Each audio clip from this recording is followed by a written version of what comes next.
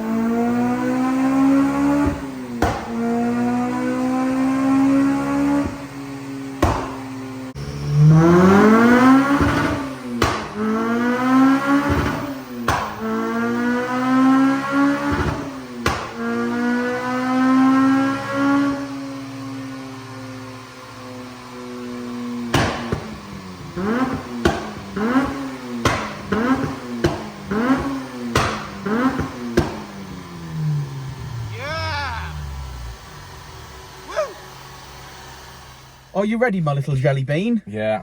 Right, cosmic grey. It's my favourite colour. EP3 today. Jensen and Richard have fitted a Dynodaze induction kit, as I said, a Japspeed 4-to-1 manifold, and a Tegiwa 70mm exhaust system provided by us. Was a couple of bits we've done as well, weren't there? The rear anti-roll bar link was off for some reason, like the nut had come loose. I think they've probably tried to put the wrong thread nut on there, I think, to be honest. So I had to tap that and sort that out.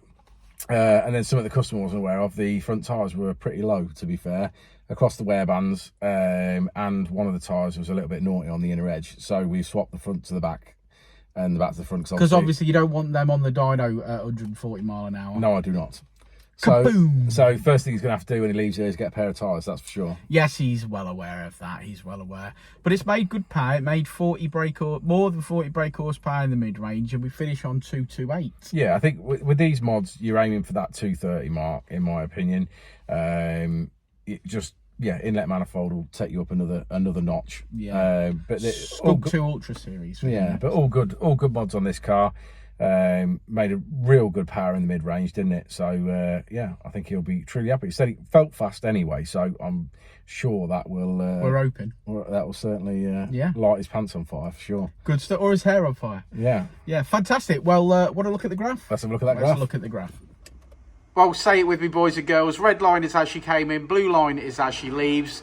Now, red line was after we'd modified it today, so it's had Dynodaze induction kit, Japspeed 4-to-1 manifold, and Tegiwa 70mm exhaust system. So that was the red line. Blue line is pure map, so Richard tuned it in the car, and we finish on 228, 194 at the wheels. That's a 40 plus brake horsepower gain in the mid-range. Thanks for sticking around to the end of the video. Like and subscribe and all that jazz. If you do need any EP3 parts, you know where we are. We've got a website full of parts. But if you want a quote on anything, give us a shout. You can contact us on Instagram, Facebook, YouTube, email, or pick up the phone if you're old school and speak to one of us. But there we go. Thanks for sticking around, and we'll see you on the next one. Won't we, Rich? We will indeed. Before and I'll say it again. Life moves pretty fast.